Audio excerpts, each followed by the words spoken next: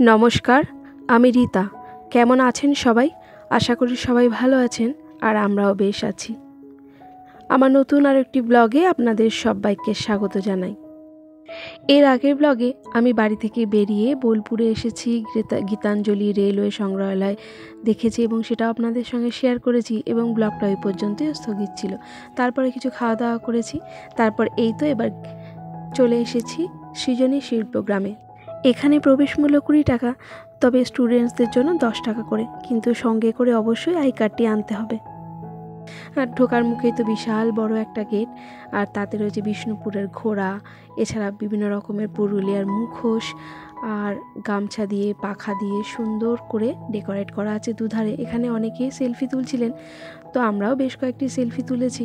আর এই সময় না আমাকে কেউ ভিডিও করে দেওয়ার মতো নেই, কারণ যারা আমার সঙ্গে আছেন, আমার হাজবেন্ড, আমার বোনেরা, সকলেই তারা আগে আগে আমাকে ছেড়ে বেরিয়ে গেছে। কিন্তু আমি যেহেতু ভিডিও শ্যুট করছি, তাই ধীরে ধীরেই সমস্ত কিছু দেখে আমি ক্যামেরা বন্দি করছি। প্রথমেই ঢুকে পড়লাম এই পুতুল ঘরে, আর এখানে বিভিন্ন রকমের পুতুল, দেখুন কত সুন্দর করে তাদের পোশাক পরিয়ে রাখা হয়েছে, তার সঙ্গে অনেক রকম মুখোশও রয়েছে, দেখতে ভারী ভালো লাগছে।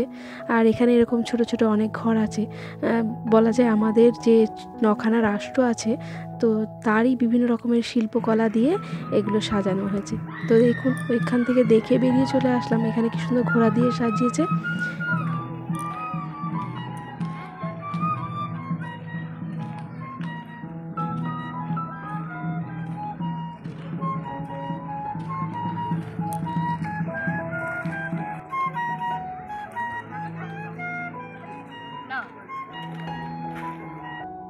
চারিদিকের পরিবেশটা দেখুন কত শান্ত স্নিগ্ধ, তার মধ্যে এই পল্লীগীতি, বাঁশির আওয়াজ সব মিলেমিশে একটা অপূর্ব সুন্দর নীরবতা কাজ করছে, আর বেশ ভালো লাগছে।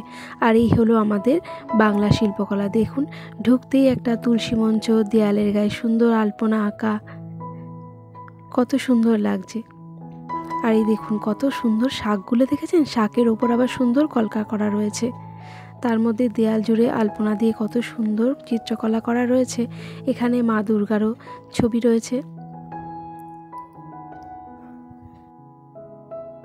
সমস্ত দেয়াল জুড়ে রং তুলি দিয়ে কত সুন্দর কলকা করা রয়েছে। শুধু কি তাই, তার সঙ্গে কত রকমের দেবদেবীর ছবিও শোভা পাচ্ছে, লক্ষ্মী, গণেশ, দুর্গা, শিব, অনেক কিছুই রয়েছে। আর সমস্ত কিছু দেখে শুনে ভারী ভালো লাগছে।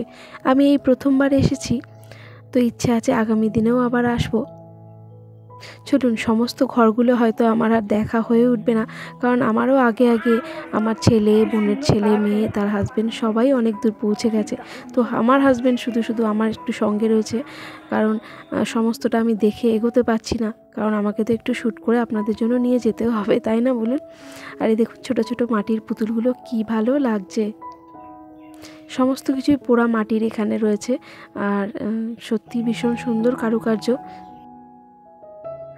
2008 সালে 26 বিঘা জমির উপর প্রতিষ্ঠিত এই সৃজনী শিল্পগ্রামটিতে শুধুমাত্র আমাদের পশ্চিমবাংলা নয়, ওড়িশা, বিহার, আসাম, ঝাড়খণ্ড, মেঘালয়, মণিপুর, সিকিম, ত্রিপুরা ও আন্দামান নিকোবর দ্বীপপুঞ্জের শিল্প ও সংস্কৃতি এবং জীবনযাত্রাকে খুব সুন্দর করে ফুটিয়ে তোলা হয়েছে।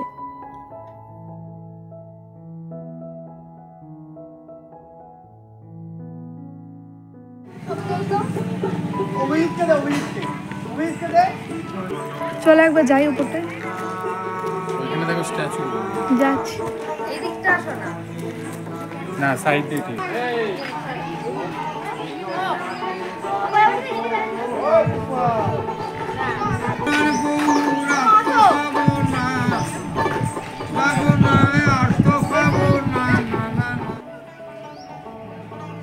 সব কিছুর মাঝে এখানে যে জলাশয়টা শোভা পাচ্ছে, এটা কিন্তু এখানকার পরিবেশটাকে আরও অনেক বেশি মনোরম করে তুলেছে, তাই না বলুন। এখানে আসতেই আমার সব থেকে বড় কি মুশকিল হয়েছিল জানেন, আমি ট্রেনে বসে আমার ফোন দিয়ে কিছু এডিটিং করেছিলাম, আর এখানে আসতেই দেখি আমার ফোনের চার্জ একেবারে কমে গেছে। তাই এখানকার সমস্ত ভিডিওগুলো আমার হাজব্যান্ডের ফোন দিয়েই রেকর্ড করতে হয়েছে।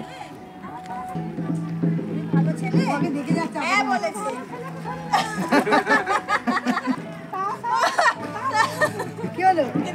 কেটে দিয়েছে?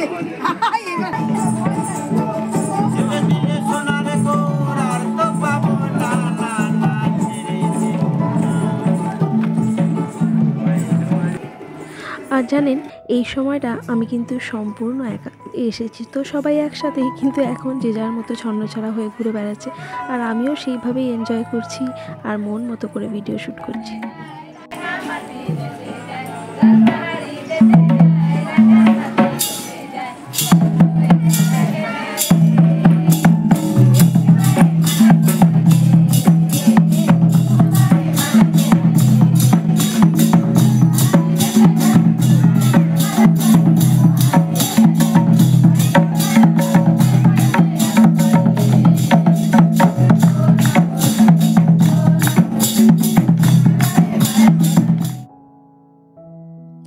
এখানে আদিবাসী যোদ্ধাদের সম্মান জানানোর জন্য তাদের সুন্দর করে সমস্ত স্ট্যাচু করা হয়েছে, আর এটাও বেশ সুন্দর লাগছে। তার পাশে একটা সরু রয়েছে লেক মতো, আর তার মধ্যে শালুক ফুল ফুটে আছে, দেখতে ভারী ভালো লাগছে।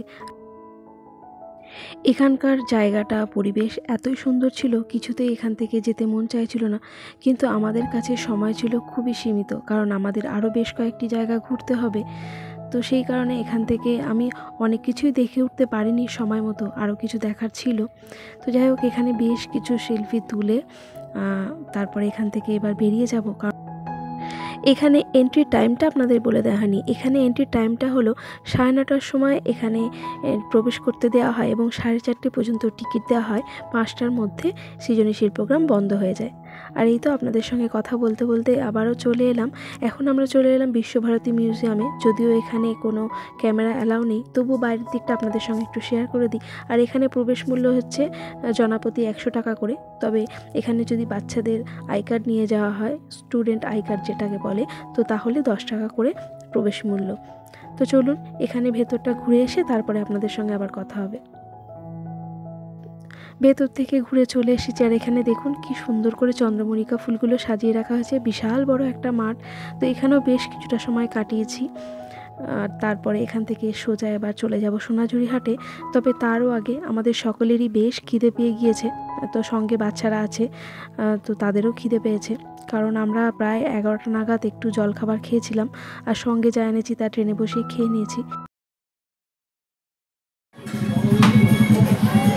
ওটা কি পোস্ত?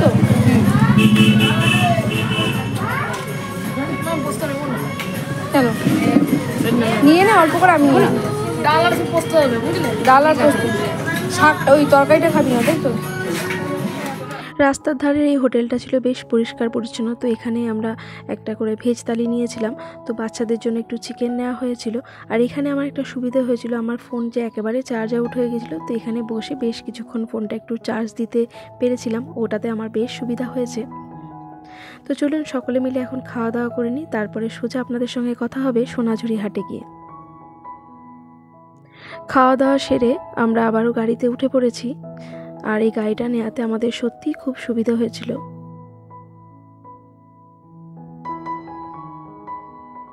আর এই তো বন্ধুরা, দেখতে দেখতে সোনাঝুরি হাটে পৌঁছেও গেলাম। চলুন এবার ভেতরে যাওয়া যাক। এত বড় সোনাঝুরি হাট, এটাও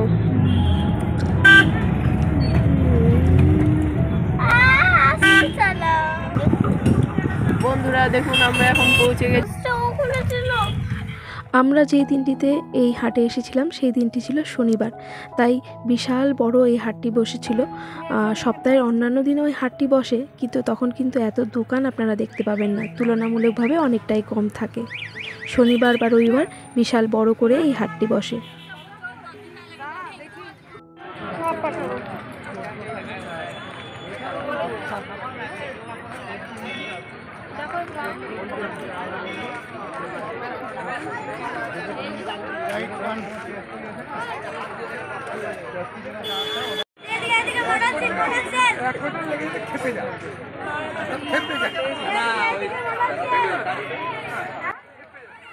এখানে সমস্ত জিনিসই কিন্তু হাতের তৈরি, আর এই হাতের তৈরি গয়নাগুলো কি অপূর্ব সুন্দর লাগছে দেখতে।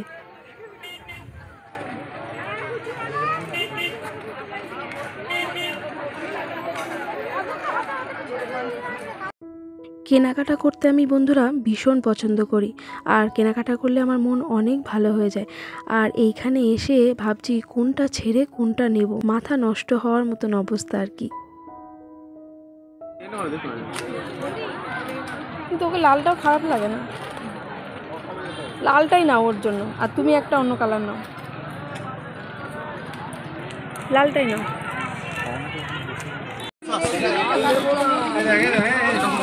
আমি যেটা দেখলাম হলুদটা 44 দেবেন আর লালটা লাল দিবে 42 দেবেন।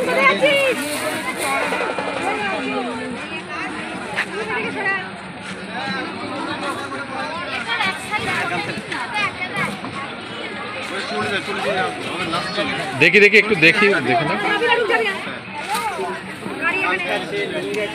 খুলে দেখো খুলে দেখো, একটা রাখো ওখানে রাখো, একটা একটা করে খুলে দেখো।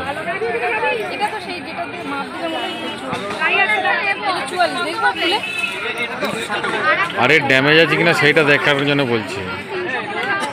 এখান থেকে নিয়ে সামনেই তো সরস্বতী পুজো, তাই এখান থেকে কয়েকটা পাঞ্জাবি নিয়েছিলাম আমার হাজবেন্ডের জন্য, আমার সোনার জন্য আর বোনের ছেলের জন্য। আর এই পাশের দোকানটা থেকে আমার বোন কিছু হ্যান্ডমেড জুয়েলারি দেখছিল, তো ও নিয়ে যাবে বলে। সেই জুয়েলারিগুলো খুব সুন্দর, তো সেগুলো একটু পছন্দ করে দিচ্ছিলাম। চলুন কেনাকাটা মোটামুটি করেছি, একটু আদিবাসী নাচ দেখে আসি কেমন।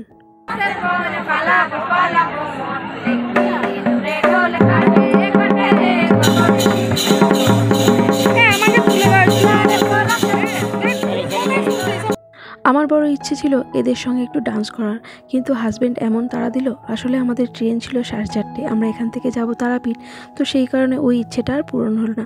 ফের যদি কখনো এখানে আবার আসি ওই ইচ্ছেটা অবশ্যই পূরণ করে নেব।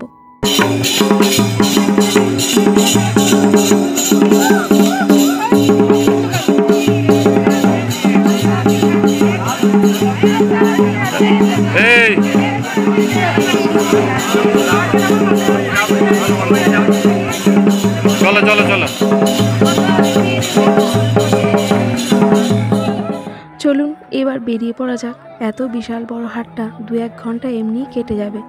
তো এখানে হাটে ঘুরে মন আমার এতটুকু পোষায়নি, মন চাইছিল যে আরও একটু ঘুরতে পারলে ভালো হতো, কিন্তু ওই যে টাইম ছিল সিলেক্ট করা, কারণ আমাদের 4:30-র মধ্যে ট্রেন ধরতে হবে এবং ড্রাইভার দাদাকেও ছেড়ে দিতে হবে।